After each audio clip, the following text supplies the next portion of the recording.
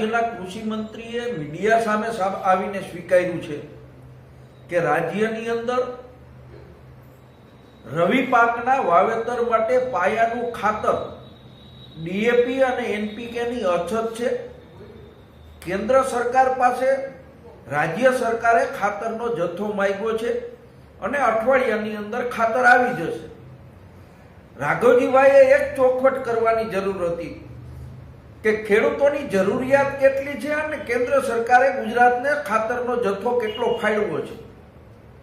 અમારી પાસે જે માહિતી છે એ માહિતી મુજબ ગુજરાતના ખેડૂતોને જે રાસાયણિક ખાતર ડીએપી અને એનપીકે ની જરૂર છે એના કરતા કેન્દ્ર સરકારે ઓછો જથ્થો ફાળવ્યો છે અને કૃષિ મંત્રી અઠવાડિયાની અંદર ખાતર આવવાની વાત કરે છે તો કૃષિ મંત્રીને એટલો ખ્યાલ હોવો જોઈએ કે રવિ પાક વાવેતર માટેનો સમય વીતી રહ્યો છે અને પાછળથી રવિ પાકનું વાવેતર કરવામાં આવે કે લેટ વાવેતર કરવામાં આવે તો એના ઉત્પાદન ઉપર એની અસર થાય છે।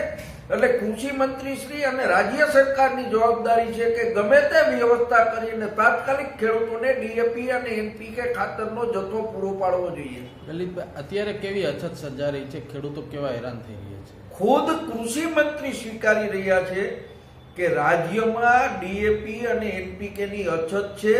રવિ પાકના વાવેતરમાં મોડું થઈ રહ્યું છે।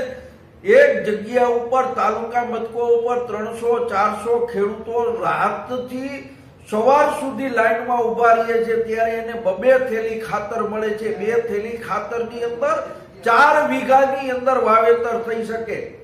ખેડૂતોએ 10 વીઘાની અંદર વાવેતર કરવું હોય તો 10 દિવસ લાઈનમાં ઉભું રહેવું પડે। એ સ્થિતિ આ ભારતીય જનતા પાર્ટીની સરકારની અનાવડતને કારણે ઊભી થઈ છે અને ખેડૂતો એનો ભોગ બની રહ્યા છે।